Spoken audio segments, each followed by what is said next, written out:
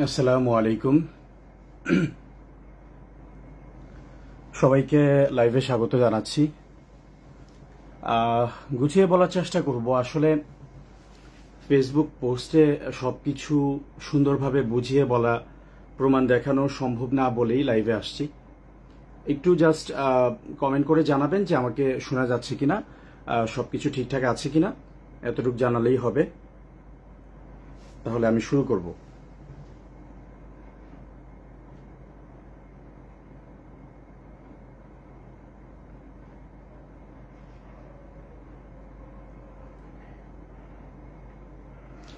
আশা করছি শোনা যাচ্ছে। যেহেতু অনেক রাত হয়েছে, আমি আর সময় না নিয়ে শুরু করে দিচ্ছি। সবাইকে আবারও স্বাগত জানাচ্ছি। আসসালামু আলাইকুম। আসলে এটা খুবই দুঃখজনক বিষয়, খুবই কষ্টের বিষয় আমার জন্য যে জুলাই গণঅভ্যুত্থানের পরে যারা জুলাই গণঅভ্যুত্থানে বিভিন্নভাবে অবদান রেখেছে তারা এভাবে দুর্নীতিতে জড়িয়ে যাবে, তাদের এসব অন্যায়ের বিরুদ্ধে আমাকে কথা বলতে হবে, প্রমাণ ফাঁস করতে হবে, তারা এরকম অধপতিত হয়ে যাবে।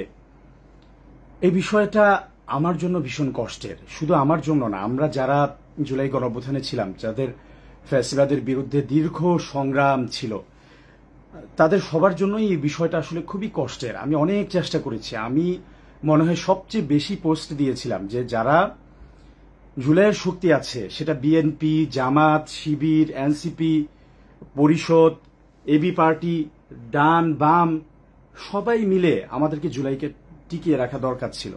এটা খুবই দুঃখজনক বিষয়। আক্তার ভাই আমার অনেক জুনিয়র হওয়ার পরেও আমি সব সময় তাকে ভাই বলে সম্মান করতাম, ভাই ছাড়া তাকে ডাকতাম না। কিন্তু তারা যেভাবে দুর্নীতিতে জড়িয়ে গেল, এটা খুবই দুঃখজনক বিষয়। আর আমি যদি আজকে এনসিপির দুর্নীতিগুলা নিয়ে বলতে যাই, তাহলে আমার মনে হয় না ভিডিও আজকে ৩-৪ ঘন্টা লাইভ করে আসলে শেষ হবে। সো যেহেতু শুধু আক্তারের বিষয়টাই আমি স্পেসিফিকলি আজকে আপনাদের সামনে পরিষ্কার করতে চাই। একটা প্রশ্ন অনেকেই করেন যে কেন আমি এতদিন পরে অথবা এই সময়ে কেন এনসিপির বিরুদ্ধে বলেছি অথবা বলছি। আপনারা যারা জানেন না তাদেরকে অনুরোধ করব, আপনারা কষ্ট করে আমার গত 1 মাসের ফেসবুক পোস্টগুলো দেখবেন, তাহলেই বুঝতে পারবেন যে কত অন্যায় আমার সাথে হয়েছে।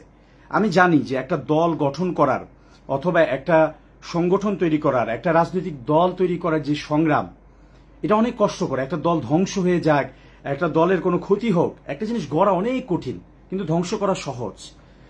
আমি এটা খুব ভালোভাবে বুঝি। আমি সবভাবে নিয়মতান্ত্রিকভাবে দলীয় শৃঙ্খলা কমিটির কাছে অনেক অভিযোগ দিয়েছি, তারা কোনো কিছুই শুনে নাই। যেমন তারা আমাকে বাংলাদেশ রেড ক্রিসেন্ট সোসাইটির ইস্যুতে, যেখানে একজন দুর্নীতিবাজ চেয়ারম্যান যে একের পর এক আওয়ামী লীগকে পুনর্বাসন করছিল, দুর্নীতি করে যাচ্ছিল, এমন কোন ধরনের দুর্নীতি নাই সে করে নাই। জামাত, শিবির, বিএনপি সবাইকে ম্যানেজ করে দিয়ে। দেখেন, আপনারা হয়তো আমাকে বলবেন যে আমি মনে হয় জামাত শিবিরের পক্ষে বলি। না, এই জুলাইটা এককভাবে জামাত শিবিরের না, এককভাবে বিএনপিরও না, এককভাবে এনসিপিরও না, সবাই মিলে এটাকে ধারণ করার কথা ছিল। কিন্তু বাংলাদেশ রেড ক্রিসেন্ট সোসাইটিতে একবার স্পষ্টভাবে বিএনপিকে, সবার আগে বিএনপিকেই মাইনাস করছে, বিএনপিকে মাইনাস করে দিছে, জামাতের লোকজনকে মাইনাস করে দিছে। সব দুর্নীতিবাজ আওয়ামী লীগের একবারে নাম ধাম ধরে আমি বলেছি, আপনারা প্রমাণ দেখবেন। সব নাম পরিচয় সবকিছু সহ বলার পরেও ওই দুর্নীতিবাজ চেয়ারম্যানের পক্ষে অবস্থান নিয়েছে বর্তমান তথ্য উপদেষ্টা মাহফুজ আলমের ভাই মাহবুব আলম। এই মাহফুজ ভাইকে আমি নিজে বলেছিলাম যে ভাই, রেড ক্রিসেন্ট সোসাইটি একটা গুরুত্বপূর্ণ জায়গা, এখানে আপনি ভালো লোকজন দেন, এনসিপির লোকজন দিতে হবে এরকম না, এমন কাউকে দেন যে পলিসি মেকিং থেকে শুরু করে সব জায়গায় এই জায়গাটাকে, এই প্রতিষ্ঠানটাকে একটা সুন্দর জায়গায় নিয়ে যেতে পারবে। এবং মাহফুজ ভাই এরপরে বললেন যে আচ্ছা ঠিক আছে, দেখতেছি। উনি দুনিয়ায় কোনো মানুষ খুঁজে পাইল না, উনি পাইল ওনার আপন বড় ভাই মাহবুব আলম, যে জুলাই গণ অভ্যুত্থানের সময় ছিল হচ্ছে অস্ট্রেলিয়া, দেশে ছিলই না। সে একেবারে অন্যায়ভাবে সেই জায়গায় ওই যে আওয়ামী চেয়ারম্যান তার পক্ষে অবস্থান নেয়, এবং সে সেইখানে এইভাবে বলে যে মুনতাসিরকে এখন পিটাইয়া সরাইয়া দেন, আমি উপদেষ্টা মাহফুজের ভাই মাহবুব বলছি, আপনি তাকে সরাইয়া দেন, কোনো বিষয় হলে আমি দেখব। যেখানে ওসি ডিসি থেকে শুরু করে সবাইকে আমি বুঝিয়ে বলেছি যে জুলাই গণ অভ্যুত্থানে আপনারা একবার জনগণের বিরুদ্ধে অবস্থান নিয়েছেন, সুতরাং ভুলেও আপনারা এখন আর জনগণের বিরুদ্ধে অবস্থান নিয়েন না। আপনি দেখেন, এই যে স্পষ্ট প্রমাণ সবকিছু সহ আছে। হাতিরঝিল থানায় জিডি করছি, বহিরাগত নিয়ে এসেছে, একবার শিবিরের নাম করে, একবার ওর নাম করে, কিন্তু সে সব আওয়ামী লীগের কাজ করতেছে, স্পষ্ট প্রমাণ আছে। বলার পরেও সেই মাহবুব সরাসরি ওই আওয়ামী লীগের ওই উপদেষ্টার ওই চেয়ারম্যানের পক্ষে অবস্থান নিয়েছে। আমার তো মনে হয় যে ওই চেয়ারম্যানকে বিভিন্ন জায়গায় তারা নিয়োগ বাণিজ্য করে যে হাজার হাজার কোটি টাকা কামিয়েছে, হইতে পারে যে এই রেড ক্রিসেন্টের চেয়ারম্যানকে বসাতেও মাহবুব আলম বড় অঙ্কের লেনদেন করেছে। নাইলে সেখানে যারা ছিল তাদের সবাইকে বাদ দিয়ে সব প্রমাণ থাকার পরেও সে কেন দলের বিরুদ্ধে গিয়ে, সবকিছুর বিরুদ্ধে গিয়ে সে ওই দুর্নীতিবাজ আওয়ামী লীগের চেয়ারম্যানের পক্ষে অবস্থান নিয়েছে? আমাকে একটা বিষয়, একটা যুক্তি দিয়ে বুঝান। আমার বিরুদ্ধে অনেক মিথ্যা কথা বলা হয়, আমি নাকি দলীয় শৃঙ্খলা মানি নাই। যেই দিন রেড ক্রিসেন্ট সোসাইটির এই ঘটনা, তার আগের দিন পার্টির সম্মানিত আহ্বায়ক নাহিদ ইসলামের সাথে বসে আমি এবং স্বাস্থ্য সেলের তিহান ভাই এবং আমাদের ডক্টর মাহমুদা মিতু, যিনি রেড ক্রিসেন্ট সোসাইটির আরেকজন বোর্ড মেম্বার, মাহমুদা মিতু আপু, আমি এবং তিহান ভাই সরাসরি নাহিদ ভাইয়ের সাথে বসে এই সবগুলা বিষয় নিয়ে অবগত করি এবং তার কাছ থেকে অনুমতি নিই যে রেড ক্রিসেন্ট সোসাইটিতে আগামীকাল আন্দোলন হবে, এই ইস্যু উনি আমাকে অনুমতি দিয়েছেন। উনি আমাকে একবারও না করেন নাই। উনার থেকে অনুমতি নিয়ে এমন পরিস্থিতির গুরুত্ব বুঝাইতে আমি এটা বলছি যে ওখানে ওই দিন ঝামেলা হতে পারে, আপনি আপনাদের লেভেল থেকে ডিসিকে একটা কল দিয়ে দিয়েন, ওই জোনের ডিসিকে কল দিয়ে দিয়েন, আমি দিয়েছি, আপনিও দিয়েন, এবং উনি সেটাতেও এগ্রি করছে। এইভাবে অনুমোদন নিয়ে আমি আন্দোলনে যাওয়ার পর এবং রেড ক্রিসেন্ট সোসাইটির প্রতিটা কর্মকর্তা কর্মচারী সবাই মিলে সকল প্রমাণ থাকার পরেও যখন উপদেষ্টা নিজেও এরকম বলছে যে ঠিক আছে এই দুর্নীতিবাজ চেয়ারম্যানকে সরিয়ে দিবে, সেই সময় মাহবুব আলম যদি তার চেয়ারম্যানের সাথে কোনো সম্পর্ক না থাকে, কোনো টাকা পয়সার লেনদেন না থাকে, তাহলে সে ওইখানে গিয়ে কেন সবার বিরুদ্ধে গিয়ে ওই দুর্নীতিবাজ চেয়ারম্যানের পক্ষে অবস্থান নিয়েছে? এটা থেকে কি প্রমাণিত হয়? আমি দিনের পর দিন সকল অভিযোগ, সকল কিছু আমি দিয়েছি। প্রতিটা মুহূর্তে আমি এনসিপির কেন্দ্রীয় গ্রুপে আপডেট দিচ্ছিলাম। এই যে ওরা আমার সাথে এই ভীষণ অন্যায়টা করলো, কি জবাব দিবে বলেন? তারা আমাকে কারণ দর্শানো নোটিশ দিয়েছে। আমি যথাযথভাবে একবারে পুঙ্খানুপুঙ্খানুভাবে কারণ দর্শানো নোটিশের জবাব দিয়েছি। তারা সেই নোটিশের জবাবের কোনো তোয়াক্কা করে নাই। আমি দলের পিসি মেম্বার একজন না 10 জনকে আমি কল দিছি। নাহিদ ইসলাম থেকে শুরু করে, আক্তার হোসেন থেকে শুরু করে, সার্জিস আলম, হাসনাত আব্দুল্লাহ, নাসির উদ্দিন পাটোয়ারি, সামান্তা শারমিন, তাসলিম যারা আছে সবাইকে আমি কল দিয়েছি এবং সবাইকে আমি স্পষ্ট প্রমাণ দেখিয়েছি। ওই ঘটনার পর ওই সময় যখন আমার এরকম একটা অবস্থা হইল, দেখেন কি রকম ভীষণ অন্যায়। আমি কিন্তু যখন রেড ক্রিসেন্ট সোসাইটিতে চাকরি নিয়েছি তখন আমি এনসিপি করি না, আমি আমার নিজের যোগ্যতা দিয়ে নিয়েছি। সেই জায়গায় যোগ্যতা দিয়ে নেওয়ার পরে এনসিপি আমাকে দল থেকে বহিষ্কার করে দিল, কারণ দর্শানো নোটিশ দিয়ে সাময়িক অব্যাহতি দিল। উপদেষ্টা মাহফুজের ভাই মাহবুব আমার সাথে এইসব অন্যায় করার পর যখন সে সেখান থেকে বেরোতে পারছিল না, জনরোষে পড়ার পর আমার কাছে মাফ চাইছে, মুনতাসির ভাই মাফ চাই। আমি মাহবুবের কাছে যাচ্ছি, আমি আমার ভাইয়ের কাছে যাচ্ছি, এখান থেকে বুঝানো বলা সম্ভব না, চেয়ারম্যান আজকেই পদত্যাগ করবে, আপনি আমাকে একটু যাওয়ার ব্যবস্থা করে দেন। আমার কাছে মাফ চেয়ে সে ওখান থেকে বের হইছে। আমি সবাইকে বলছি, আন্দোলনকারীদেরকে, যে ভাই আমার উপর বিশ্বাস রাখো, মাহবুব ভাইকে যাইতে দাও। সে বের হওয়ার 15 মিনিটের মধ্যে অতিরিক্ত পুলিশ এখানে আসছে। এর আধা ঘন্টা পরে আমাদের উপর হামলা করছে। মাহমুদা মিতু আপু আহত হয়েছে, আমাদের ভলান্টিয়াররা আহত হয়েছে, রক্তাক্ত হয়েছে। তাদেরকে ইচ্ছা মতো পিটাইয়া সেখান থেকে সরাইয়া দিছে, দল থেকে আমাকে বহিষ্কার করছে এবং সেই আওয়ামী ফ্যাসিস্ট চেয়ারম্যান অফিস টাইমের 5 ঘন্টা পরে বাসায় গিয়ে বসে আমাকে চাকরি থেকেও বহিষ্কার করছে। কি ভীষণ অন্যায় দেখেন। সবগুলা নিয়ে আমি পুঙ্খানু কারণ দর্শানো নোটিশের জবাব দিয়েছি। এই উপদেষ্টা মাহফুজের ভাই মাহবুব আলমের অপকর্মের বিরুদ্ধে আমি স্পষ্টভাবে প্রমাণ সহ দিয়েছি। পুলিশ যখন আমাকে হামলা করছে, যখন আমাদেরকে সবাইকে সরিয়ে দিয়েছে, তখন উপদেষ্টা মাহফুজ আলম আমাকে কল দিয়েছিলেন, সেটার কল রেকর্ডও আছে। কারণ অন্য কেউ, আমি দেখলাম পরে, আমি যখন কথা বলছিলাম অন্য কেউ পাশে থেকে ভিডিও করছে। কারণ এরা তো মিথ্যুক, এরা জুলাইকে বিক্রি করে দিছে। এই মাহফুজ আলম লজ্জা নাই, সে কি বলেছিল যে ওই শিবিরের লোকদেরকে নাকি সে জিল্লতির জীবন উপহার দিবে। জামাত শিবিরকে আওয়ামী লীগ ওই 1971 সালের ন্যারেটিভ দিয়ে মিথ্যা মুক্তিযুদ্ধের চেতনা বিক্রি করে করে গুম করছে, খুন করছে, ক্রস ফায়ার করছে। সেই জামাত শিবিরকে সে জিল্লতির জীবন উপহার দিতে চাইছিল উপদেষ্টা মাহফুজ আলম। জিল্লতির জীবন কে পাইছে? আমি বারবার, অনেকে বলে আমি নাকি জামাত শিবিরের পক্ষে বলে, আমি শুধু ওই ছাত্র শক্তি এবং এনসিপি কে বলেছিলাম আপনারা নিজেদের রাজনীতি করেন, শুধু জামাত শিবির বিরোধিতা না, নিজেদের যদি কোনো স্বতন্ত্র পলিটিক্স থাকে সেটা করেন। তারা আমার কথা শুনে নাই, কি করলো, জিল্লতির জীবন উপহার দিবে। সেই মাহফুজ আলম আমাকে কল দিয়েছে, কল দিয়ে আমারে বলতেছে দেখেন আবার জামাত শিবির গেম, জামাত শিবিরকে মিথ্যা ব্লেম দেওয়া। সে বলতেছে যে রেড ক্রিসেন্ট সোসাইটির চেয়ারম্যান, আল্লাহর কসম রেকর্ড আছে, আমি যা বলতেছি প্রতিটা কথার পুঙ্খানু রেকর্ড, ভিডিও, অডিও, প্রমাণ সবকিছু আমার কাছে আছে।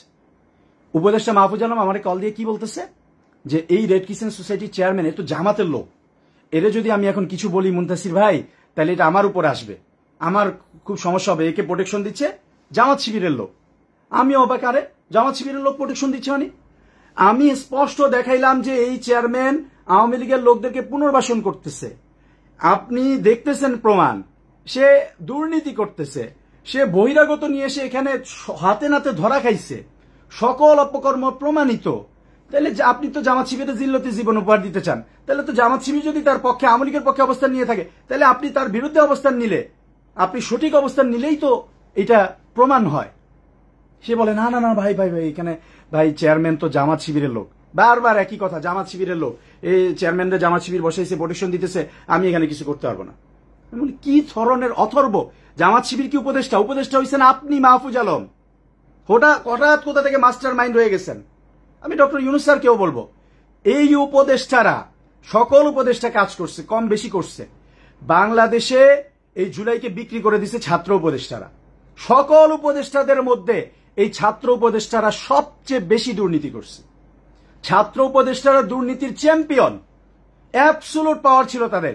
যখন 5ই আগস্টের পরে কোনো সমন্বয়ক অথবা কেউ যখন যাইতো যে কোনো উপদেষ্টার সাথে কোনো অভিযোগ নিয়ে, কোনো সমস্যা নিয়ে, তাদেরকে বলা হইতো ওই যে ছাত্র উপদেষ্টা আছে, তাদেরকে গিয়ে বলো ছাত্র উপদেষ্টারা যদি অনুমতি দেয় তাহলে আমরা তাহলে দেখা করতে দিব। এরকম অ্যাবসোলুট দেশটা তাদের হাতে ছিল। জুলাই গণঅভ্যুত্থান ডক্টর ইউনূসের ভিত্তি কি? ডক্টর ইউনূস বারবার বলেছেন যে আমার নিয়োগকর্তা হচ্ছে এই ছাত্র উপদেষ্টারা, অথবা এই জুলাই গণঅভ্যুত্থান যারা করেছে তারা। এই 2 জন ছাত্র উপদেষ্টা এবং অন্যান্য উপদেষ্টাদেরও তো কোনো ভিত্তি ছিল না, তারা জনগণের ভোটে যায় নাই। 100% এই ছাত্র উপদেষ্টাদের উপর ভিত্তি করে, এবং তাদের কাছে পুরো দেশটা ছিল, অ্যাবসোলুট পাওয়ার ছিল। ডিসি, ওসি, এসেনশিয়াল ড্রাগসের এমডি বসাও, পেট্রো বাংলার এমডি বসাও, 100 কোটি টাকা নাও, 200 কোটি টাকা নাও, অ্যাবসোলুট পাওয়ার তাদের হাতে ছিল। তারা অ্যাবসোলুটলি জুলাইয়ের সাথে গাদ্দারি করছে, অ্যাবসোলুটলি জুলাইয়ের সাথে গাদ্দারি করছে, বাংলাদেশের মানুষের সাথে বেইমানি করছে। সকল প্রমাণ আছে, সকল প্রমাণ আছে। আমি ভয় পাই না। আমার জীবন নিয়ে হয়তো মানে আগে থেকেই তো আপনারা জানেন কিনা আমি জানি না, আমি অলরেডি বলেছি আমার বাসায় এগুলো সিসিটিভি ফুটেজ আছে। আমি মিথ্যা কথার রাজনীতির বিশ্বাস করি না। আমাকে মানুষ বলে যে মুনতাসির ভাই সততা দিয়ে রাজনীতি হবে না, সততা এবং দুর্নীতি করা ছাড়া রাজনীতি হবে না। আমি মুনতাসির মাহমুদ বলেছি যে আমি সততা দিয়েই করব এবং দুর্নীতি ছাড়াই করব, এবং রাজনীতি ছাড়বো না। আমি রাজনীতি করব এবং সততা এবং দুর্নীতি ছাড়াই করব, এবং আমি করে দেখাবো। আমি সেটা আল্লাহর রহমতে, আল্লাহর উপর ভরসা রেখে, একমাত্র আল্লাহর উপর ভরসা রেখে আমি সেই চেষ্টা করে যাচ্ছি।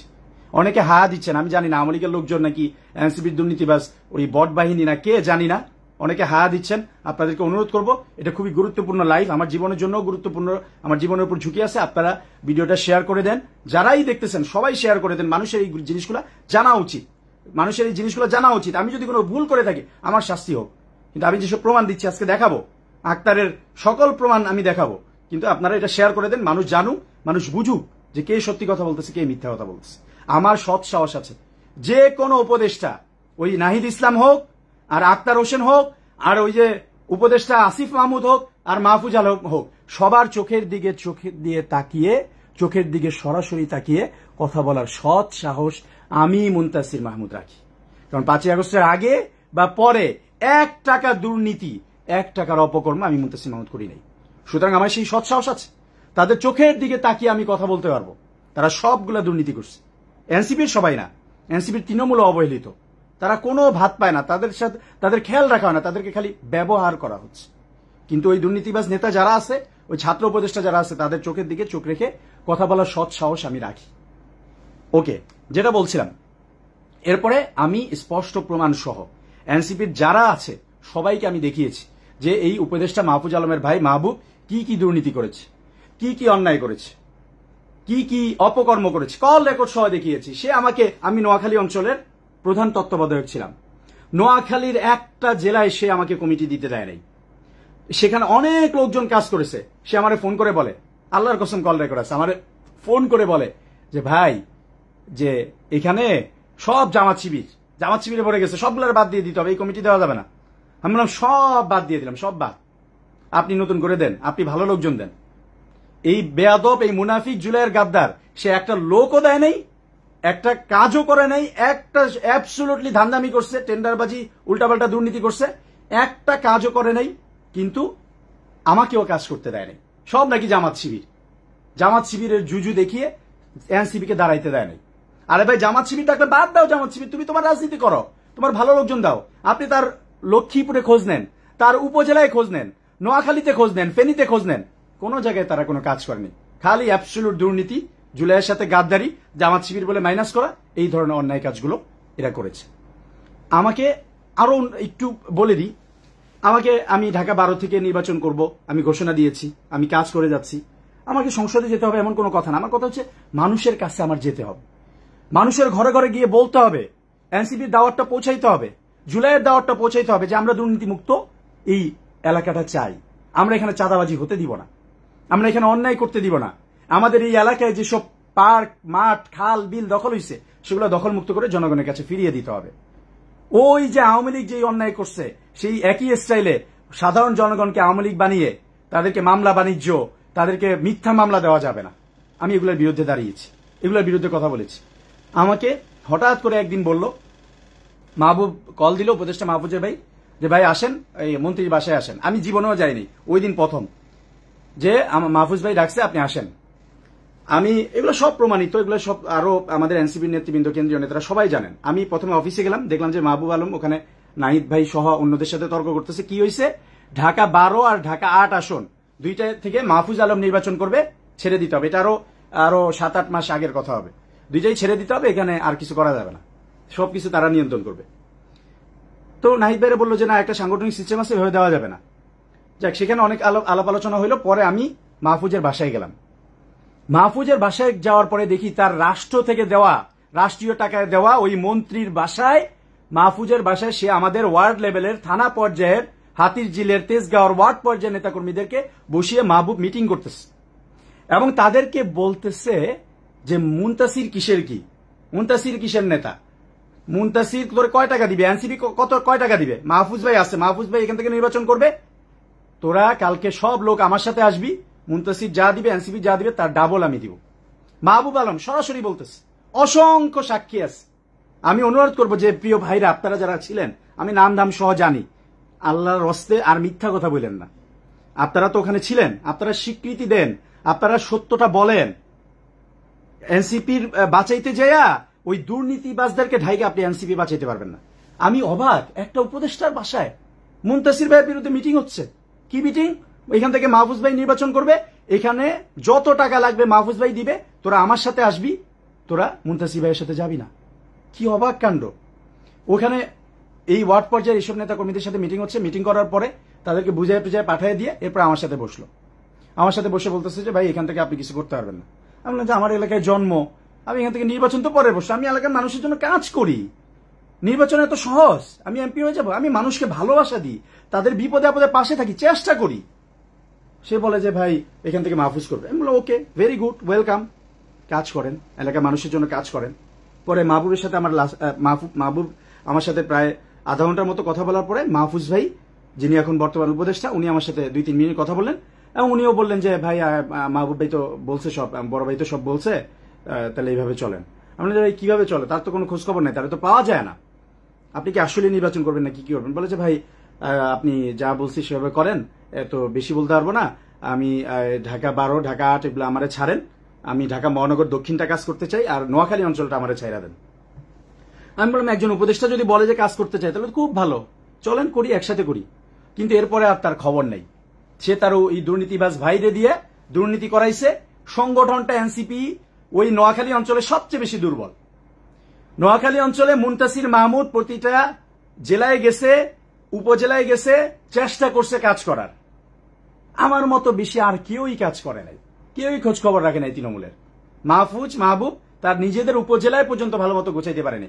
সবচেয়ে বেশি দুর্বল ওই জায়গাটা, তারা কি করছে? খালি দুর্নীতি। ওকে, দেখেন আমি পরে এনসিপির যারা পিসি মেম্বার থেকে শুরু করে টপ নেতাদেরকে সবাইকে রেকর্ড সহ দেখাইছে, একবারে মাহবুবের রেকর্ড। ওকে, ভালো কথা মনে হয়েছে, মাহবুবের রেকর্ডটা একটু শুনাইয়া দিই, যেহেতু আপনারা আছেন, আপনার একটু শুনাইয়া দেওয়া দরকার আছে। আপনারা কষ্ট করে দেখতেছেন, আপনাদেরকে একটু শুনাইয়া দেওয়া অবশ্যই দরকার আছে। এবং আমি যেটা এখন শোনাচ্ছি, আমি একবার নাহিদ ভাইয়ের মেসেজ থেকে, ব্যক্তিগত মেসেজ দেখাবো না, নাহিদ ভাইয়ের হোয়াটসঅ্যাপের ওখান থেকে আমি দেখাচ্ছি যে আমি সবাইকে প্রমাণ সহ দিছি, কোনো ব্যবস্থা নেই, কোনো মেসেজের রিপ্লাই নেই। ঠিক আছে, মানে ওরা আমাদেরকে দাস মনে করে। দাস হয়ে তো আমি থাকবো না, দাস হয়ে তো আমি থাকবো না।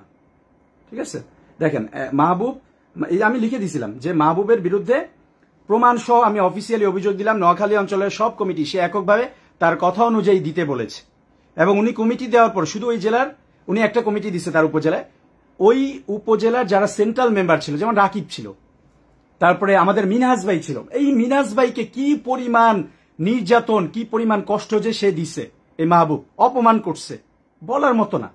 ওখানে আরো বলি, এই যে রেড কিসেন্টের কমিটি, সেখানে সে জামাত শিবির এনসিপির লোকজনকেও সে মাইনাস করছে, সে তার নিজের লোকজনকে বসাইছে, টাকা খাইয়া বসাইছে।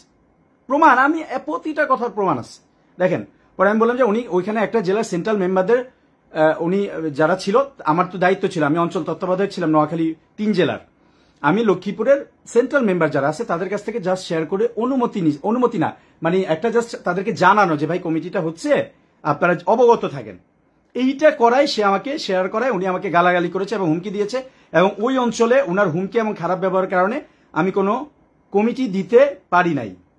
দেখেন, আমি রেকর্ডটা এবার শুনে আরি, দেখেন আপনারা শুনেন, প্রমাণ সহ শুনেন, যারা দেখতেছেন একটু শেয়ার করে দেন, মানুষের এগুলো জানার দরকার আছে, কিভাবে এই জুলাইকে বিক্রি করে দিয়ে গাদ্দারি করে তারা ধ্বংস করেছে। দেখেন, শুনেন।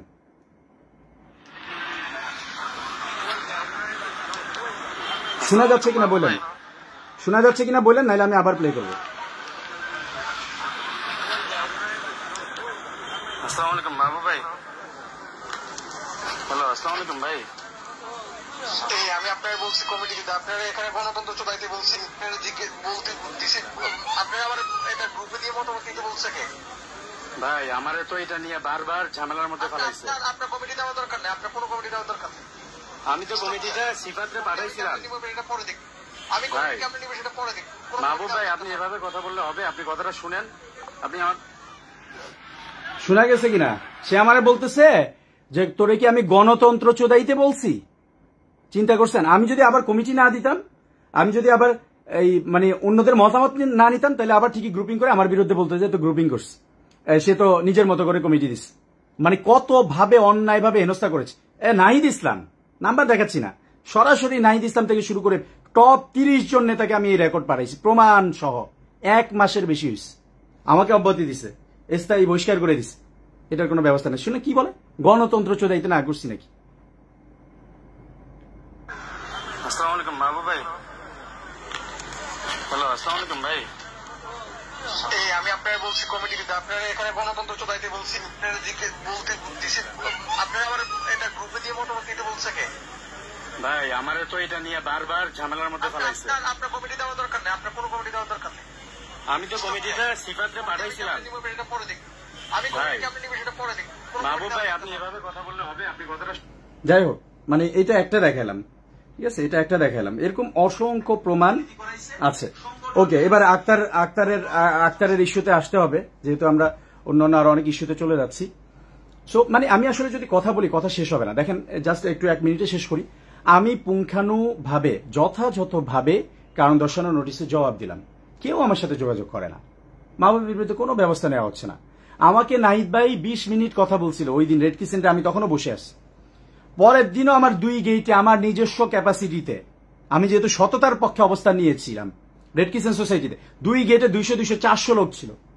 আমি চাইলে ওই দিনও আন্দোলন করতে পারি। নাহিদ ভাই আমাকে বললেন, মুনতাসির ভাই আমি বলতেছি আহ্বায়ক, আপনি আন্দোলন করেন না, আমি বিষয়টা দেখব, অব্যাহতি উঠানো হবে, সবকিছু আমি ন্যায়ের পক্ষে অবস্থান নিব।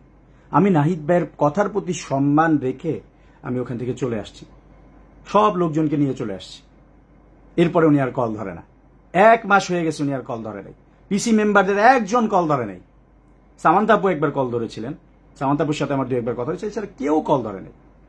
এবং কল না ধরে এরপরে আমাকে আমাদের শৃঙ্খলা কমিটির যে মূল আব্দুল্লাহ আল আমিন কি করলেন, উনি জানাইলেন যে একটা কমিটি করছি, তারা আপনার সাথে যোগাযোগ করবে। এর 3 দিন পরে কোনো যোগাযোগ কোনো কিছু ছাড়া আমাকে স্থায়ী বহিষ্কার করে দিল। এই হচ্ছে আপনাদের এনসিপি। আচ্ছা, আক্তার হোসেনের কাহিনীতে আসি। প্রথম হচ্ছে আক্তার হোসেন, এই যে আমার এখানে জামাত শিবিরের অনেক ভাইও কমেন্ট করছেন। আক্তার হোসেন সাহসী ছেলে, জুলাই গণঅভ্যুত্থানে তার অনেক অবদান আছে। শুধু জুলাই গণঅভ্যুত্থান না, ফ্যাসিবাদের সময় ফ্যাসিবাদের বিরুদ্ধে সংগ্রামে উনি অনেক অবদান রেখেছেন, অনেক সাহসী ভূমিকা রেখেছেন। তার ডাকে আমি অনেকবার নেমেছি, মার খেয়েছি, তাকে বাঁচাতে গিয়ে মার খেয়েছি, অনেক অনেক কিছু হয়েছে, এবং বিভিন্ন সময় তাকে আমি সৎ মানুষ হিসাবে জেনে সাপোর্ট করে এসেছি। এই লোকটা জামাত শিবিরের বিভিন্ন জায়গা থেকে সাপোর্ট নিয়েছে, জামাত শিবিরের থেকে ফুল সাপোর্ট নিয়ে, সকল সুবিধা নিয়ে, মজা নিয়ে, জামাত শিবিরকে ইউজ করে তারপরে আবার তোমরা জামাত শিবির বলে অন্য লোকজনকে মাইনাস করবা, নোংরামি করবা। এই ধরনের রাজনীতি থেকে তো বেরোয় আসতে হবে। এই ধরনের মুনাফিকি তো এটা তো আওয়ামী লীগের যুগ না, এখনই হাসিনা পালায় গেছে। এই ধরনের মুনাফিকি আর চলবে না। কিন্তু এই আক্তাররা এরা এই ধরনের মুনাফিকিটাই করেছে। কি জামাত শিবির থেকে ফুল সাপোর্ট নিচ্ছে, ইসলামী লেবাস পইরা সরাসরি এলজিবিকিউ ওই সমকামীদের পক্ষে অবস্থান নিচ্ছে। দেখেন, আপনাদেরকে বলি, কতবার বলছি আমি, সে কি করছে, নিজে আক্তার হোসেন স্টেজে দাঁড়ায়া ওই সমকামী এলজিবিকিউ অ্যাক্টিভিস্ট মোহাম্মদ মুনতাসির রহমান তার নাম ঘোষণা করতেছে। দেখেন, শুনেন, আপনি শুনেছি, আপনারা তো এমনি শুনতে চান, আমরা আবার শুনাই।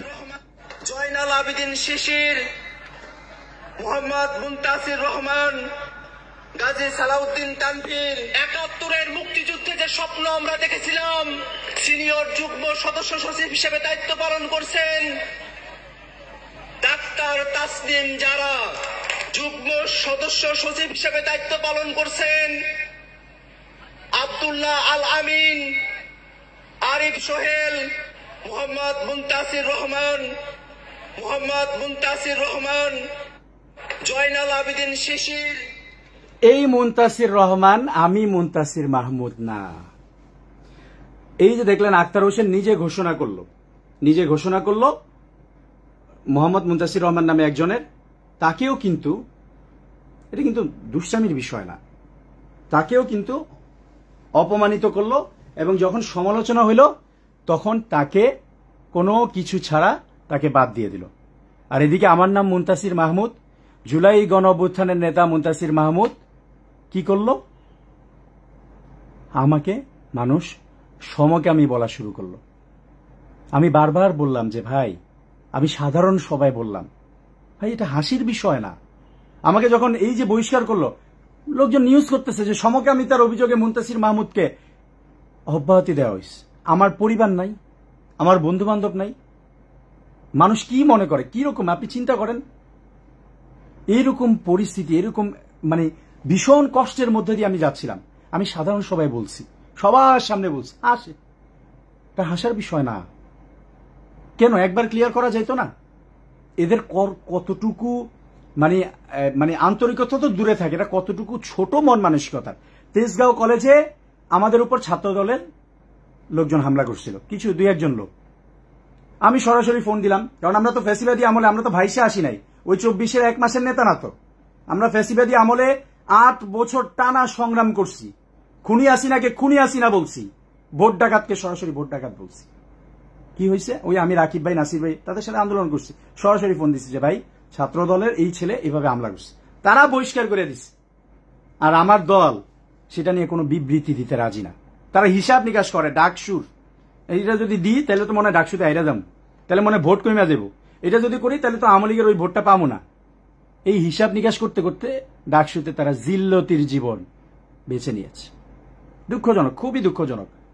আমার এইভাবে হামলা হয়েছে, কিন্তু না, ওখানে মিডিয়াকে বলা যাবে না, ওইখানে বিবৃতি দেওয়া যাবে না, তাহলে মুনতাসির ভাই আরেকটু উঠে যাবে। এরকম ভাবে তাদের সব নেতাদেরকে, পটেনশিয়াল যারা নেতা ছিল সবাইকে দমায় রাখছে, কাউকে উঠতে দেয় নাই, কাউকে গ্রো হইতে দেয় নাই, কাউকে তাদের পটেনশিয়াল, তারা যে সুন্দরভাবে কাজ করবে সেই সুযোগটুকু এই দুর্নীতিবাজ নেতারা দেয় নাই। তো কি হইল, আমি যখন বললাম, এত কিছু বললাম, এতবার বললাম, বারবার সব নেতাকে বললাম, তারা এই সমকামী মুনতাসির রহমান আর এই মুনতাসির মাহমুদ যে এক না, সেটা তারা একটা বিবৃতি দিল না। আমি মাদ্রাসায় পড়ছি, তানজিউল উম্মাহ ক্যাডেট মাদ্রাসায় পড়ছি, আমি হাফেজ হয়েছি, আমি এই তেজগাঁও কলেজ মসজিদে খতম তারাবির নামাজ পড়াইছি 12 বছর। আমার পিছনে মানুষ পুরা কোরআন নামাজ পড়ছে, আমাকে বলে সমগামী, এবং সেটার কোনো এক্সপ্লেনেশন, কোনো ব্যাখ্যা এনসিপিকে বারবার বলার পরেও দেয় না। কেন, কি এই কাজ কি তারা করতে পারে? এবার বলি আক্তার হোসেনের দুর্নীতি নিয়ে আরো কিছু জিনিস একবারে প্রমাণ সহ বলি। তখন আমি ছাত্র অধিকার পরিষদের কেন্দ্রীয় সেক্রেটারি। এই সময় জুলাই গণঅভ্যুত্থানের পরে তখন আসিফ নজরুল স্যাররা দায়িত্ব নিছেন। বিভিন্ন জেলায় পিপি বসানো হচ্ছে। পিপি বসানো হচ্ছে আমাদের নরসিংদী জেলার অ্যাডভোকেট শিরিন আপা। ফ্যাসিবাদী আমলে তিনি আমাদের গণ অধিকার পরিষদের সাথে ছিলেন। তার ছেলে যে তমাল, গোলাম রেশাদ তমাল আমাদের ছাত্র অধিকার পরিষদের যুগ্ম আহ্বায়ক ছিলেন, কেন্দ্রীয় যুগ্ম আহ্বায়ক ছিলেন। আমি ছিলাম তখন ছাত্র অধিকার পরিষদের কেন্দ্রীয় সেক্রেটারি, মোল্লা রহমতুল্লাহ ছিল সভাপতি। আমরা নূর থেকে বের হয়ে আসা অংশ। তো পিপি বসাবে, আমরা ডক্টর আসিফ নজরুল স্যারকে আমরা শিরিন আপার নাম রিকমেন্ড করলাম। আক্তারের লোকজন কি করলো, তার একটা পিএস ছিল তখন ঢাকা ইউনিভার্সিটির আরেকটা ছেলে আতিক মুন্সি, সে আক্তাররা শিরিন আপার নাম কেটে দিয়ে সেখানে আরেক মহিলা থেকে টাকা খেয়ে তার নাম দিয়ে দিল। অথচ এই শিরিন আপা ফ্যাসিবাদী আমলে কি পরিমাণ আন্দোলন করছে, কি পরিমাণ সমর্থন দিছে, এই আক্তারকেও দিছে বলার মতো না, তাকে বাদ দিয়ে দিল।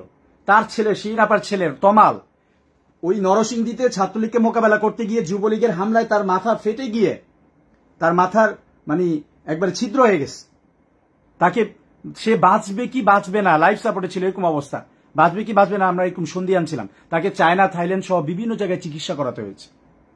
এরকম একটা নির্যাতিত ফ্যামিলি ভালো করে আক্তার চিনে, আক্তার নরসিংদীতে গিয়ে তার বাসায় উঠছে, সে তার নাম কেটে দিছে। কারণ ওই যে 50 লাখ টাকা পাবে আরেকজন থেকে, টাকা খেয়ে আরেকজনের নাম দিছে। আমি এই যে আপনি দেখেন না ইদানিং আমজনতার দলে তারেক রহমান, তার সাথে আমার অনেক রাজনৈতিক মত বিরোধ হইতে পারে, সে বিএনপির পক্ষে অন্যভাবে দালালি করে, সেজন্য আমি তার বিরুদ্ধে বলি।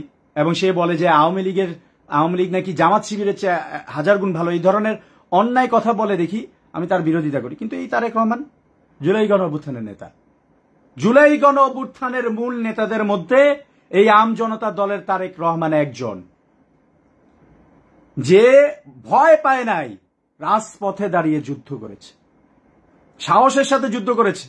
আপনারা দেখেছেন সবাই। তার সাথে আমার যত মত বিরোধ থাকুক, তার যে স্বীকৃতি, তার যে অবদান, সেটাকে অবশ্যই আমি সম্মান করি।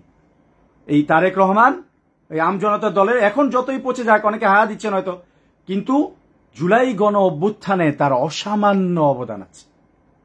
এই তারেক রহমান শুধু জুলাই গণ অভ্যুত্থান না, পুরো ফ্যাসিবাদী আমলে এই যে তরুণদের রাজনীতি, তার পিছনে তার অনেক অবদান আছে। অনেক ভালো সংগঠক ছিলেন, ভারতের বিরুদ্ধে, ভারতের আধিপত্যবাদের বিরুদ্ধে একাই সংগ্রাম করেছেন, অনেক সংগ্রাম করেছেন। এই তারেক রহমান ভাই সাক্ষী। তিনিও বলেছিলেন, আমরা তখন প্রেস ক্লাবে একটা প্রোগ্রামে, আমি নিজে চাক্ষুষ সাক্ষী, আরো কমপক্ষে 10 জন সাক্ষী আছে, এটা কত টাকা আক্তার নিচ্ছে, কিভাবে 50 লাখ টাকা চাইছে। সে বলে যে পিপি বানাইতে হলে 50 লাখ টাকা লাগবে। এরপরে সে পাঠাইছে তার ওই পিএস আতিক মুন্সিকে, সে শিরিন আপাকে, ও আচ্ছা যেটা বলি, আক্তার তো আরেকজনের থেকে টাকা খেয়ে অলরেডি শিরিন আপার নাম কাইটা দিস। শিরিন আপার নাম কেটে দেওয়ার পরে আমরা তারেক ভাই, আতা ভাই সহ আমরা আসিফ নজরুলের কাছে গিয়ে বলছি যে এটা একটা, উনি একজন নির্যাতিত মানুষ, ভিকটিম, এবং এই যে প্রমাণ আপনিও তারে চিনেন, তার ছেলে এভাবে ভিকটিম, সরকারি কোনো টাকা পয়সা নেয় নাই, এই মানুষটা আইনজীবী এবং তার সেই যোগ্যতা আছে, তাকে জাস্ট একটু সম্মানিত করেন। আসিফ নজরুলকে এভাবে বলানোর পরে একদিন না, এটার জন্য সচিবালয়ে আমাদের 3 দিন যেতে হয়েছে। আসিফ নজরুলকে আমি নিজে গেছি, তার পিএস কে বলছি, আসিফ নজরুলকে সরাসরি গিয়ে বসে, শেষ পর্যন্ত পাই না পরে গিয়ে বসে বলছি। এরপরে আসিফ নজরুল যেহেতু জানে, উনি শিরিন আপাকে পিপি দিচ্ছে। এই দেখেন কত রকম বাটপারেরা, আক্তার নিজে তার নাম কেটে দিছে, যেই আসিফ নজরুল তাকে পিপি বানায় দিল, সেই সাথে সাথে ফোন, ভাই আপা 50 লাখ টাকা লাগবে, আপনারা পিপি বানায় দিছি, হয়ে গেছে, কাজ হয়ে গেছে, 50 লাখ টাকা দেন। কি রকম মুনাফিক। শিরিন আপা খুশি হয়ে, ওই তার পিএস আতিক মুন্সি আসছে টাকা নিতে, খুশি হয়ে শিরিন আপার গাড়িতে বসে 1 লাখ টাকা দিয়ে দিস, খুশি হয়ে 1 লাখ টাকা দিয়ে দিস।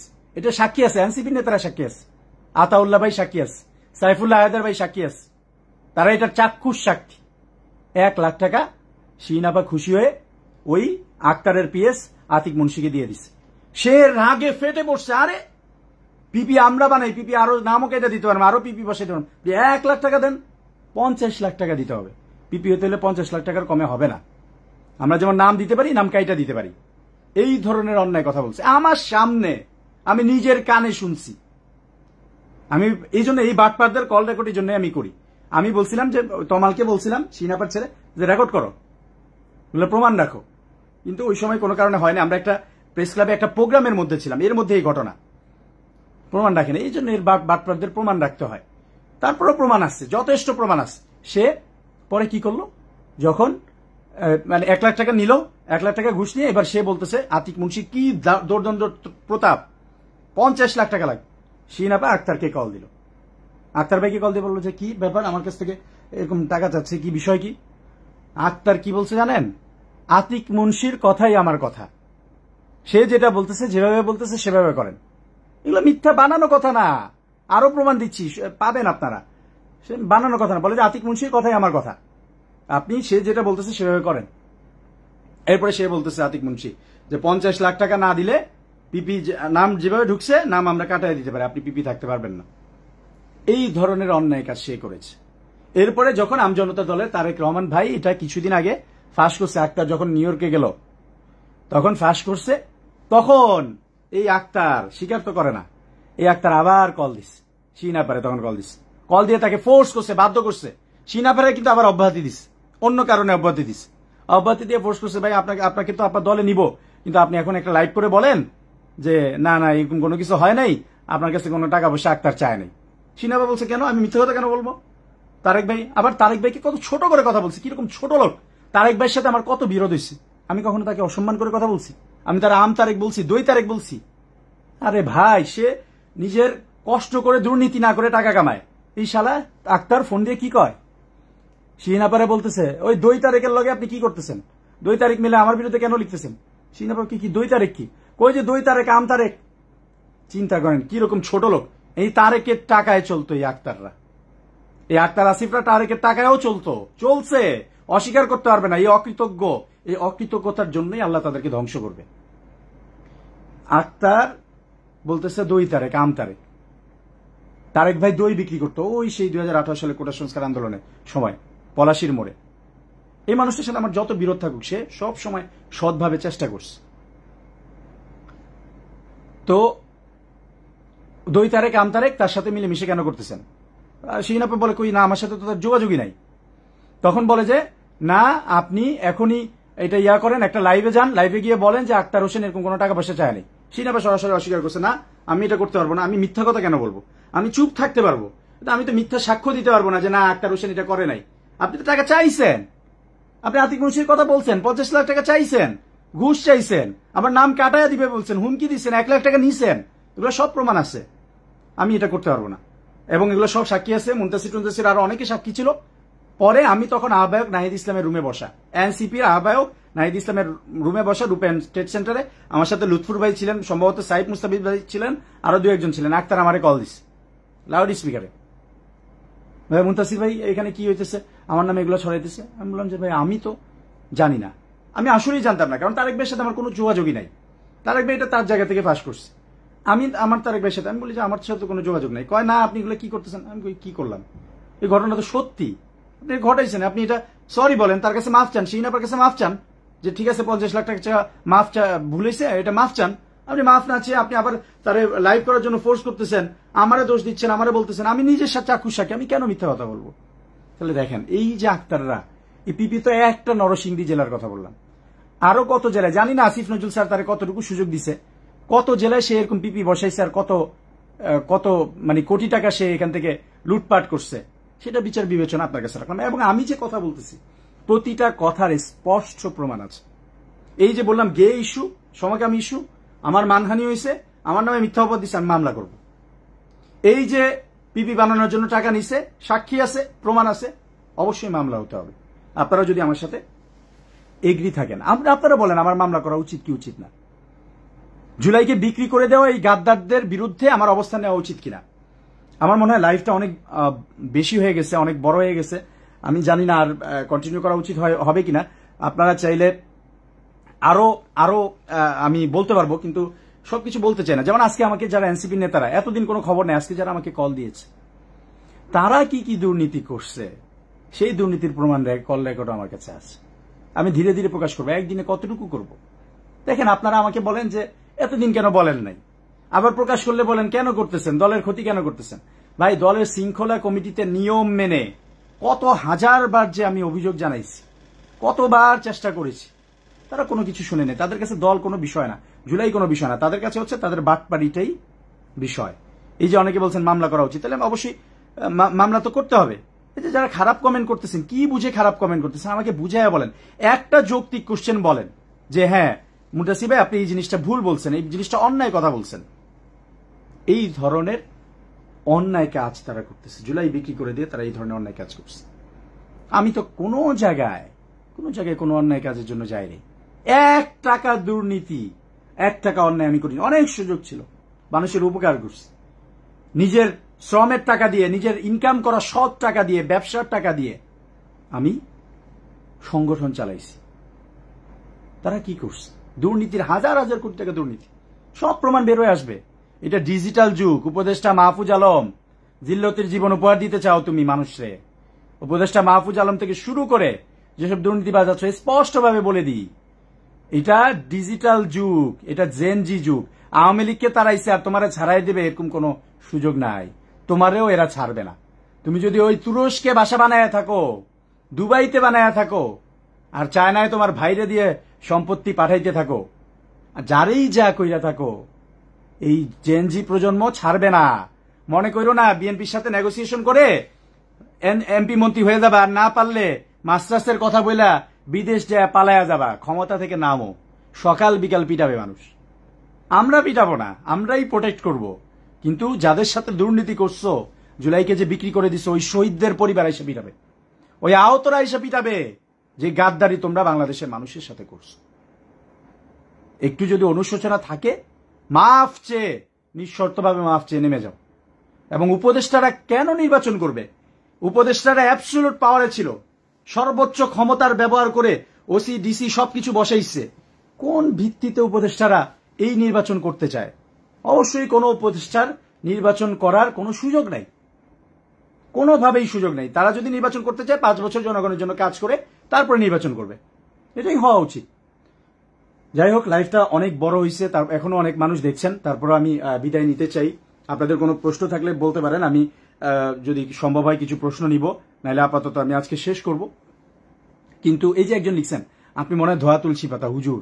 হ্যাঁ ভাই, আমি আমার সততার উপর 100% দৃঢ়তা দিয়ে আমি বলতে পারি, আমি আল্লাহর উপর সেই ভরসা করে বলতে পারি যে আমি মুনতাসির দুর্নীতি করি নাই। যদি দুর্নীতি করতাম, ডিজিটাল যুগ, তারা উপদেষ্টা, তাদের কাছে ডিজিএফআই, গোয়েন্দা সংস্থা, তাদের প্রতিটা কল রেকর্ড করতে পারে, তাদের কাছে সব কিছু আছে। আমি যদি দুর্নীতি বিন্দু মাত্র করতাম, এই সৎ সাহস নিয়ে দাঁড়াতে পারতাম না। দুর্নীতি করার দরকার নেই তো। আওয়ামী লীগ আমরা বৈধভাবে অনেক বঞ্চিত হয়েছি। আমার জন্ম ঢাকা শহরে, আমরা ফ্যামিলি পারিবারিক ভাবে, আমার ফ্যামিলি, এগুলো বলতে চাই না, এগুলো লিখছি, আমি অনেক কিছু লিখছি। আমার আব্বু আম্মু দুজন ঢাকা ইউনিভার্সিটির স্টুডেন্ট ছিলেন। আমার আব্বু এই এলাকায় রাজনীতি করে নির্যাতিত হয়ে অনেক বেশি সাফার করেছেন, অনেক বেশি। এখনো আব্বু অসুস্থ, জেলে গিয়েছেন। এই আন্দোলনের সময় লাইফ সাপোর্টে ছিলেন। আমার ফ্যামিলির অনেক ত্যাগ আছে। আমার বোনরাও লজ্জা পায় এই রাজনীতি করে, দেশের মানুষের জন্য কথা বলে, এই একবার আমার সমকামী বানায়, একবার বহিষ্কার করে। এই ধরনের অন্যায়গুলো সহ্য করেও টিকে আছি, কারণ আমরা বাংলাদেশকে ভালোবাসি। এই জুলাই গণঅভ্যুত্থান আমরা করেছি, আমরা বাংলাদেশকে ভালোবাসি, আমরা হার মানব না। সুতরাং এই ধরনের অন্যায় কথাগুলো বললেন না। আমি একটা পয়সাও দুর্নীতি করি নাই, দুর্নীতি করার দরকার নাই। আমার বৈধ ব্যবসা ছিল, আমি সারা জীবন গরু বিক্রি করছি, আমি আম বিক্রি করছি, আমি মধু বিক্রি করছি, আমি রাজশাহীতে গেছি, ঢাকা শহর ছাইরা না ঘুমাইয়া রোদের মধ্যে পুরে পুরে আমি ব্যবসা করছি, আমি টাকা পয়সা ইনকাম করছি, বৈধভাবে করছি। আমি স্টুডেন্ট কনসালটেন্সি দিছি, বাইরে আরো লোক পাঠানোর চেষ্টা করছি। এই রাজনীতির কারণে আমার ব্যবসা ক্ষতিগ্রস্ত হয়েছে, আবার ইনশাল্লাহ শুরু করব, এবং এখনো চলমান আছে। আলহামদুলিল্লাহ আমি স্যাটিসফাইড। এডকিসেন্টে চাকরি নিয়েছিলাম, বৈধভাবে নিয়েছিলাম। সো আল্লাহ ভরসা, আমি আল্লাহর উপর ভরসা রাখি। আমি শেষে এই কথাই বলবো যে যদি সৎ, এই যে আমাকে মানুষ বলে যে ভাই সততা দিয়ে রাজনীতি হয় না, দুর্নীতি ছাড়া রাজনীতি হয় না, আমি এটাকে ভুল প্রমাণিত করতে চাই। আপনারা যদি, জনগণ যদি আমার সাথে থাকেন, তাহলে আমি এই জিনিসটাকে ভুল প্রমাণিত করতে চাই যে সততা দিয়েও রাজনীতি হয়। সততা এবং দুর্নীতি ছাড়া মানুষের ভালোবাসা নিয়ে, জনগণকে নিয়ে রাজনীতি হয়। জুলাইকে আমাদের টিকিয়ে রাখতে হবে ভাই। এই জুলাই মানে কি দেখেন, আমি আওয়ামী লীগের লোকজনকেও বলছি, যারা আওয়ামী লীগের নিরীহ সমর্থক ছিল, শুধুমাত্র আওয়ামী লীগ করতো, কিন্তু কোনো মানুষের উপর নির্যাতন করে নাই, খুন করে নাই, ধর্ষণ করে নাই, কারো সম্পত্তি দখল করে নাই, তারা যদি নিজেদের ভুল বুঝতে পারে যে দল হিসাবে আওয়ামী লীগ অন্যায় করছে, মানুষের ভোটাধিকার হরণ করছে, তারপর গণহত্যা চালাইছে খুনি হাসিনা, এই ধরনের ভুল অনুশোচনা, এই ভুলটা থেকে অনুশোচনা যদি তাদের আসে এবং বাংলাদেশের জনগণের কাছে যদি তারা ক্ষমা যায়, যদি বাংলাদেশের জনগণের কাছে তারা নিঃশর্তভাবে তাদের ভুলের জন্য ক্ষমা চায় এবং তারা যদি কোনো অপরাধের সাথে জড়িত না থাকে, তাহলে হয়তো বাংলাদেশের জনগণ তাদেরকে ক্ষমা করে দিতেও পারে। এবং তাদের উপরেও যাতে নির্যাতন না হয় ওই আওয়ামী লীগ স্টাইলে, আমরা উদার হতে চাই, তাদের উপরেও যাতে কেউ মিথ্যা মামলা দিয়ে আওয়ামী লীগ বানিয়ে নির্যাতন করতে না পারে, তাদের উপরে যাতে নিষ্পেষণ করতে না পারে, মামলা বাণিজ্য করতে না পারে, সেটার জন্য আমরা তাদের পাশেও দাঁড়াতে চাই। কারণ আমরা তো সকল ধর্মের, সকল মতের, সকল রাজনৈতিক দলের, যত মত বিরোধ থাকুক, পাহাড়ি, বাঙালি, মারমা, চাকমা, সকল মুসলিম, হিন্দু, বৌদ্ধ, খ্রিস্টান, সবার জন্য নিরাপদ বাংলাদেশ চাই। এটাই আমাদের স্পিরিট। জুলাই তো এটাই, জুলাইকে ধ্বংস করে দিয়েছে তারা। সুতরাং আমি বলবো যে আপনারা যারা লাইভটি দেখেছেন কষ্ট করে শেয়ার করে দিবেন, যারা শেষে যুক্ত হয়েছেন তারা প্রথম থেকে দেখবেন। আমি আপনাদের কাছে বিনীতভাবে অনুরোধ করছি যে আপনারা আমার পাশে দাঁড়ান, এবং আমার সিকিউরিটি ইস্যু আছে। আমার বাসার নিচে পর্যন্ত এই লোকজন, যারা উপদেষ্টা ভাড়া করছে লোকজন, তারা এখানে আসে। আমি তেজগাঁও থানায় জিডি করছি, আমার বাসায় এসে আমার কথা জিজ্ঞেস করছে আমার বাসার নিচে এসে, এবং সেগুলো সিসিটিভি ফুটেজ আছে, প্রমাণ আছে। আমি যখন কারণ দর্শানোর নোটিশের জবাব দিতে যেদিন গিয়েছিলাম, সেই সময় আমাকে লোকজন ফলো করেছে বাইক নিয়ে, সেগুলো সিসিটিভি ফুটেজ আছে। আমি বলবো যে আমার, যেহেতু আমি একটা বড় শক্তির বিরুদ্ধে, অপশক্তির বিরুদ্ধে, জুলাইয়ের গাদ্দারদের বিরুদ্ধে লেগেছি। আমি সেই 12ই অক্টোবর ঘোষণা দিয়েছিলাম যে আমি মুনতাসির মাহমুদ এই জুলাইয়ের গাদ্দারদের বিরুদ্ধে বিদ্রোহ ঘোষণা করলাম। জুলাইয়ের গাদ্দার যদি এনসিপির হয়, বিএনপির হয়, জামাতের হয়, যেই গাদ্দার হবে তার বিরুদ্ধে আমি অবস্থান নিলাম, আমি বিদ্রোহ ঘোষণা করলাম। সেজন্য আমি বলবো যে আপনারা আমার জন্য দোয়া করবেন। ইনশাল্লাহ আল্লাহ যদি চায়, জনগণের ভালোবাসা যদি থাকে, এই ঢাকা 12, ফার্মগেট, তেজগাঁও, হাতিরঝিল, শেরেবাংলানগর, তেজগাঁও শিল্পাঞ্চল, এই এলাকা থেকে ইনশাল্লাহ আমি নির্বাচন করব, জাতীয় নির্বাচন করব, এবং প্রতিটা মানুষের বাসায় বাসায় গিয়ে তাদের দুঃখ কষ্টে তাদের পাশে থাকব।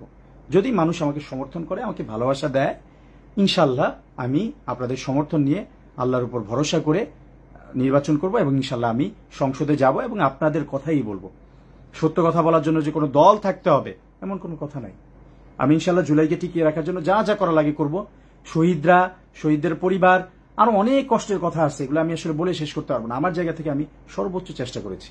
এই ঢাকা 12, ফার্মগেট, তেজগাঁও এলাকায় ইনশাল্লাহ আমি আগেই ঘোষণা দিয়েছি, এখানে যদি আসিফ মাহমুদ নির্বাচন করে, যেই নির্বাচন করুক, আমি এই আসন থেকে জনগণের প্রতিনিধি হিসাবে ইনশাল্লাহ নির্বাচন করব। আপনাদের সহযোগিতা চাই। আমার যদি কোনো ভুল থাকে আমাকে বিনীতভাবে জানাবেন, আমাকে সংশোধন করে দিবেন। আমি আমার ভুল বুঝে নিতে রাজি আছি, আমি সংশোধন করতে রাজি আছি, আমি নিজের ভুল শুধরাতে রাজি আছি। মানুষ মাত্রই ভুল। আমি ভুল শুধরে নিয়ে, আপনাদের ভালোবাসা নিয়ে, পরামর্শ নিয়ে, আল্লাহর উপর ভরসা করে এগিয়ে যেতে চাই, এবং এই দেশের মানুষের জন্য, এই দেশের স্বাধীনতা, সার্বভৌমত্ব টিকিয়ে রাখার জন্য আমি জুলাইয়ের যে চেতনা, জুলাইয়ের যে স্পিরিট, সত্যিকার অর্থে একটি নতুন বাংলাদেশ, ন্যায় বিচারের বাংলাদেশ, সকল ধর্মের যে আমার বিরোধী মত, যে আমার সাথে দ্বিমত করবে, তার মতামতটা দেওয়ার অধিকার, তার ভোটাধিকার, তার নিরাপত্তার অধিকার, সে যাতে নিরাপদে মুনতাসির ভাইকে গালি দিতে পারে। গালি বলতে গালি বুঝাচ্ছি না, গালি বলতে সে যাতে মুনতাসির ভাই অন্যায় করলে, ভুল করলে, যাতে নিরাপদে তার বাসায় বসে থেকে মুনতাসির ভাইয়ের বিরুদ্ধে বলতে পারে, মুনতাসির ভাইয়ের বিরুদ্ধে মত প্রকাশ করতে পারে, সেটার জন্য নিরাপদ যেই সুযোগ দরকার সেটা আমরা করে দিতে চাই। সেটাই হচ্ছে জুলাইয়ের স্পিড। সুতরাং আপনারা আমার জন্য দোয়া করবেন, আমার ভুল হলে আমাকে পরামর্শ দিবেন। এবং আমি আবারও ঘোষণা দিচ্ছি, এই জুলাইয়ের যে গাদ্দার যারা জুলাইয়ের সাথে বেইমানি করেছে, যারা বাংলাদেশের মানুষের সাথে বেইমানি করেছে, যারা শহীদদের রক্তের সাথে বেইমানি করেছে, তাদের বিরুদ্ধে আমি মুনতাসির মাহমুদ একা হলেও লড়াই করে যাব ইনশাআল্লাহ। সবাই আমার জন্য দোয়া করবেন। লাইভটা শেষ করছি, সবাই ভালো থাকবেন, আল্লাহ হাফেজ। আর যারা এখন যুক্ত হলেন তারা শুরু থেকে দেখে নেবেন। আমি সবাইকে আবারও অনুরোধ করছি, আমি এত কাহিনীর মধ্যে, যেহেতু উপদেষ্টা নিজেই তথ্য উপদেষ্টা, সে কিন্তু ওই সময় আমি যখন তার বিরুদ্ধে বলেছিলাম আমার ভিডিও নামিয়ে দিয়েছিল, আমার ফেসবুকে অনেক রিপোর্ট করেছে, আমার আইডিটা খেয়ে ফেলার অনেক চেষ্টা করেছে, আমার আইডি ভেরিফাইড দেখি খেতে পারে নাই, নষ্ট করতে পারে নাই। আপনারা দয়া করে আমার আইডিটা শেয়ার করবেন, এই লাইভটা শেয়ার করবেন, মানুষকে জানাবেন, আমার পক্ষে লিখবেন, আমার কোনো ভুল হলে আমাকে ধরিয়ে দিবেন। তো আমি যে সত্যের পক্ষে দাঁড়াইছি, বাংলাদেশের পক্ষে দাঁড়াইছি, এটা মানুষকে জানিয়ে দিবেন। এটা মানুষের জানা দরকার, মানুষকে জানিয়ে দিবেন, এবং মানুষ যাতে সত্যটা জেনে সত্যের পক্ষে অবস্থান নিতে পারে। এনসিপি, তৃণমূল থেকে শুরু করে বহু মানুষ, অভিযোগ আর অভিযোগ, মামলা বাণিজ্য থেকে শুরু করে এমন কোন হীন অন্যায় নাই তারা বাংলাদেশের মানুষের সাথে করে নাই। কিন্তু এটা কি এনসিপি করেছে? এনসিপি দল হিসেবে করেছে না। এনসিপির যারা তৃণমূল আছে তারা নিজেরাই অবহেলিত, তারা নিজেরা মার খাচ্ছে, তাদের পক্ষে দল দাঁড়াচ্ছে না। এনসিপির অল্প কিছু দুর্নীতিবাজ নেতা আর ওই ছাত্র উপদেষ্টারা দুর্নীতি করে সব কিছু ধ্বংস করে ফেলেছে। জুলাইকেও ধ্বংস করেছে, এনসিপিকেও ধ্বংস করেছে, আর জামাত শিবিরকে জিল্লতির জীবন উপহার দিতে গিয়ে নিজেরা জিল্লতির জীবন এখন বরণ করে নিয়েছে, উপভোগ করছে। খুবই দুঃখজনক বিষয়। জুলাইয়ের গণঅভ্যুত্থানের নেতাদের এইরকম অধপতন আমরা আশা করি নাই।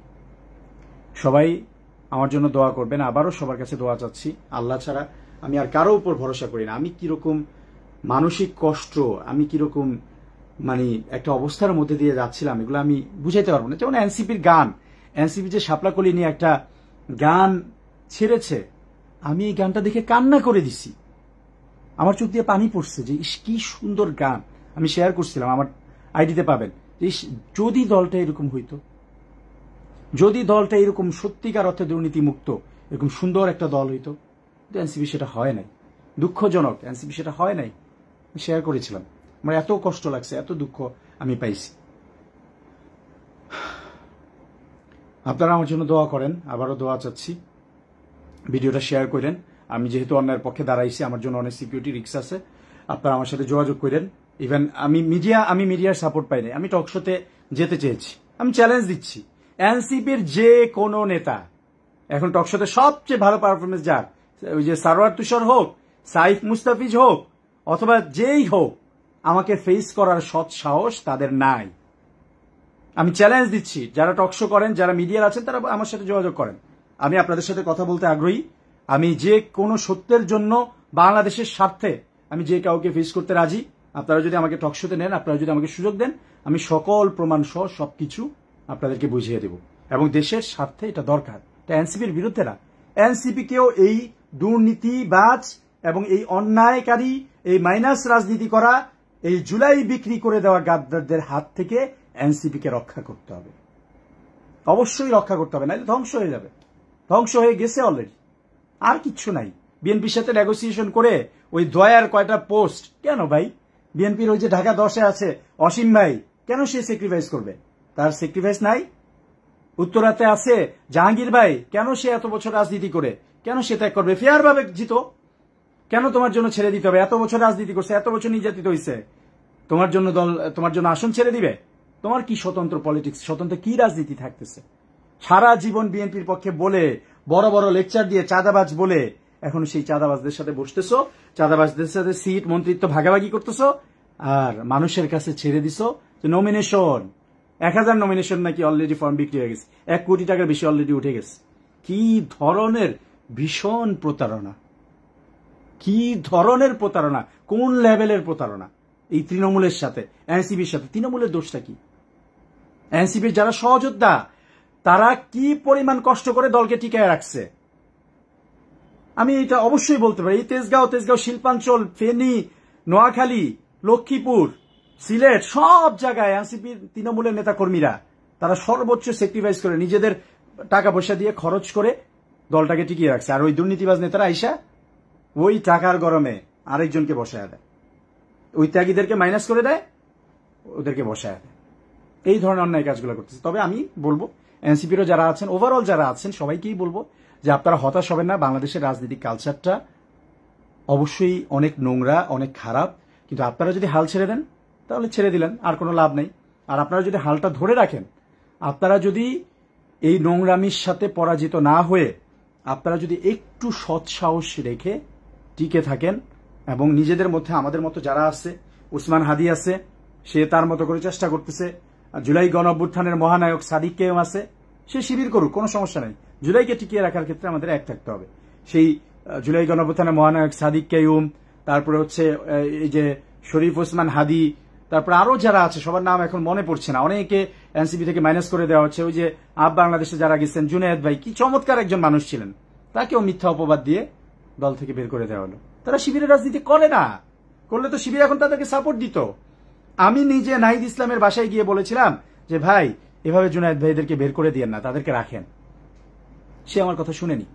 আমি জুনায়েদ ভাইয়ের কোন একটা পোস্টে কমেন্ট করছি যে জুনায়েদ ভাইরা পদের জন্য এনসিপি ছাড়ে নাই, তারা নীতির কারণে ছাড়ছে।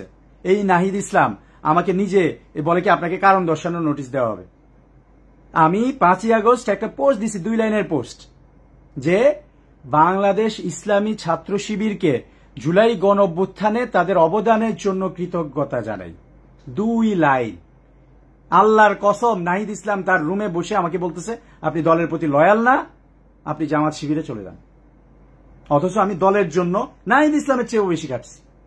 সারা দিন, দিন রাত, এই গত 1 বছর দিন থেকে রাত 24 ঘন্টা। আমি রাতে বাসায় ঢুকছি 4টা বাজে, 3টা বাজে, 4টা বাজে, 5টা বাজে, ফজরের সময় ঢুকে 3-4 ঘন্টা ঘুমাই, আবার রেড ক্রিসেন্টে গেছি, চাকরি করছি, আবার একটু পরে বের হয়ে আবার সাংগঠনিক কাজ করছি। সারাদিন এইভাবে কাজ করছি। আমাকে দলের আবেগ বলে আপনি তো দলের প্রতি লয়াল না। কেন লয়াল না? আপনি তাদেরকে একটু ক্রেডিট দিয়ে দিচ্ছেন। কিরে ভাই, আমি ক্রেডিট দিব না? জুলাই গণ অভ্যুত্থানে আমি এনসিপি করছি, আমি ছাত্র অধিকার পরিষদের সেক্রেটারি ছিলাম। ওই সময় যে তৎকালীন সভাপতি ছিলেন ছাত্র শিবিরের মঞ্জুরুল ইসলাম ভাই, আমি সম্মানের সাথে তাকে স্মরণ করি। সেই মঞ্জুরুল ইসলাম ভাই, জাহিদ ভাই, সাদ্দাম ভাই, সিবগা ভাই, তাদের সাথে আমরা বসে আন্দোলন সংগ্রামে প্ল্যান করেছি। এটা জুলাইতে না, জুন মাসে যখন কোটা সংস্কার আন্দোলন শুরু হয়েছে, এই ফার্ম গেটেই আমি তাদের সাথে বসেছিলাম। আমাদের সংগঠনের পক্ষ থেকে শিবিরের সাথে বসেছিলাম, কারণ আমাদের এই তরুণ প্রজন্মের আশাই ছিল কিভাবে এই ফ্যাসিস্ট খুনি হাসিনাকে নামাতে হবে। ছাত্র শিবির আমাদেরকে সহযোগিতা করেছে, বুদ্ধি পরামর্শ দিয়েছে। 1 টাকাও নি নেই ছাত্র শিবির অথবা কারো থেকে 1 টাকাও নিনি। টাকা নিছে কি? কারা? ওই নাহিদ, আসিফ, মাহফুজরা নিয়ে আবার তারা তাদের বিরুদ্ধে লাগছে। আমি মুনতাসির শিবির থেকে 1 টাকাও নি নেই, কিন্তু আমরা তাদের সাথে বসেছি, আন্দোলন সংগ্রামে প্ল্যান করেছি, তারা পরামর্শ দিয়েছে। আমাদের সংগঠন থেকে, ছাত্র অধিকার পরিষদ থেকে আমরা চেষ্টা করেছি।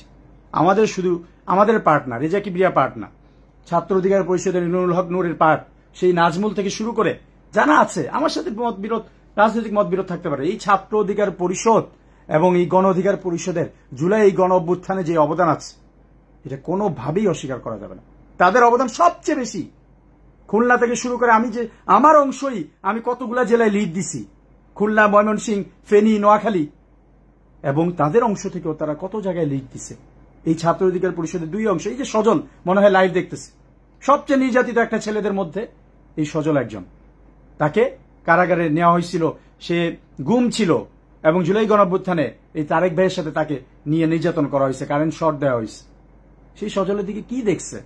জুলাই গণ অভ্যুত্থানের নেতা বলেন, উপদেষ্টা হয়েছেন, অ্যাবসলিউট পাওয়ার ছিল, অ্যাবসলিউট করাপ্টেড লোক। তোরা কাদের, কোন শহীদদের বাসায় দেখছিস, কোন ইয়া করছিস?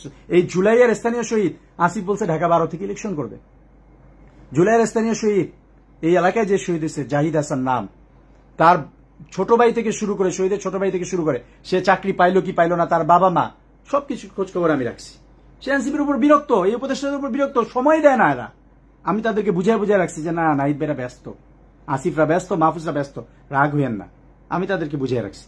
আর ওরা এখন আইসা নির্বাচনের সময় শোডাউন দিয়া এই সময় কবর জিয়ারত করে 1.5 বছর খবর নাই, এখন ওনারা নেগোসিয়েশন করে এমপি হবে। এত সহজ না ভাই। আমি আমার সততা নিয়ে ইনশাল্লাহ ঢাকা 12, এই যে ঘোষণা দিছি, ঢাকা 12, ফার্মগেট, তেজগাঁও, হাতিঝিল, শেরেবাংলানগর থেকে আমি ইনশাল্লাহ আমার সততা দিয়েই নির্বাচন করব। আল্লাহ আমার সাথে আছে, জনগণ আমার সাথে আছেন। প্রতিটা ঘরে ঘরে গিয়ে নক দিব, বিনীতভাবে বলবো যে আমি মুনতাসির মাহমুদ, আমি আপনাদের জন্য কাজ করতে চাই। জিতি না জিতি কোনো সমস্যা নাই। আমি যদি এই নির্বাচনে হেরেও যাই, আমি মুনতাসির মাহমুদ এই বাংলাদেশেই থাকবো। এটা আমার বাপের দেশ, এটা আমার দেশ। আমার দেশ ভারত না, ইন্ডিয়া না, আমার দেশ ওই ইংল্যান্ড না, তুরস্ক না। ওই উপদেষ্টারা যারা ভাবতেছেন হয় ওই নেগোসিয়েশন করে যাবেন, নাইলে ওই মাস্টার্সের নাম করে বিদেশে পালায়া যাবেন। এত সহজ না। আমি মুনতাসির এই দেশেই থাকবো, হারি জিতি এই দেশের মানুষের সাথেই থাকবো। প্রতিটা মানুষের দ্বারে দ্বারে গিয়ে মানুষের কাছে ভোট চাবো। শুধু ভোট চাবো না, তাদের বিপদে আপদে পাশে থাকবো। ইনশাল্লাহ আল্লাহ আমাকে সম্মানিত করবেন। আল্লাহ কোরআনে বলছেন এইটা তাদের জন্য দরকার। ওই যে জিল্লতির জীবন উপহার দিতে যাওয়া মাহফুজের জন্য আল্লাহ পারফেক্ট কোরআনে বলেছেন, ওয়াতু আইজ্জু মান তাশা ওয়াতু জিল্লু মান তাশা। আল্লাহ যাকে ইচ্ছা সম্মানিত করেন, যাকে ইচ্ছা অপমানিত করেন। মানুষ প্ল্যান করে, আল্লাহ কি বলছেন, অমাকারু আমাকারাল্লাহ ওয়াল্লাহু খায়রুল মাকিরিন। মানুষ পরিকল্পনা করে, আল্লাহও পরিকল্পনা করে, এবং সর্বোত্তম পরিকল্পনাকারী হচ্ছেন মহান আল্লাহ তাআলা। সেই আল্লাহর উপর আমি বিশ্বাস রাখি, সেই আল্লাহর উপর আমি মন থেকে বিশ্বাস রাখি। আমি বিশ্বাস করি যে সততার সাথে চললে, জনগণের জন্য কাজ করলে, দুর্নীতি না করলে ইনশাল্লাহ আল্লাহ আমাকে সম্মানিত করবেন। যারা দেখছিলেন, অনেক সময় গেল, আমি আবারও দুঃখ প্রকাশ করছি। সবাই ভালো থাকবেন, আমার জন্য দোয়া করবেন। প্লিজ লাইভটা শেয়ার করে দিবেন। আমি সামনে হয়তো আর অনেক কিছু ফ্যাশ করবো। আমার নিরাপত্তার বিষয়টা আপনারা আমার জন্য দোয়া করবেন, খেয়াল রাখবেন। আমি সবার জন্য ওপেন, সবার সাথে আমি আলোচনায় আগ্রহী। ডান বাম কারোর সাথে, শিবির বিএনপি, কোনো সমস্যা নেই। আমরা সবাই মিলে একটা সবার জন্য নিরাপদ বাংলাদেশ গড়তে চাই। আমার সাথে যোগাযোগ করলে পাবেন। তবে আমার এখন একটু নিরাপত্তা ঝুঁকি আছে, সো আপনারা আমার সাথে থাকেন, আমার জন্য দোয়া করেন। এই ভিডিওটা শেয়ার দিয়েন আইডিতে, যাতে বেশি রিপোর্ট করতে না পারে। এই জন্য আপনারা আপনাদের জায়গা থেকে শেয়ার দিবেন, এটা আমি আশা করি। এবং সর্বোপরি আমার জন্য দোয়া করবেন, আমার জন্য দোয়া করবেন। ইনশাল্লাহ আমি আল্লাহর উপর ভরসা করে আমি ইনশাল্লাহ এগিয়ে যাব। আল্লাহ হাফেজ, আসসালামু আলাইকুম।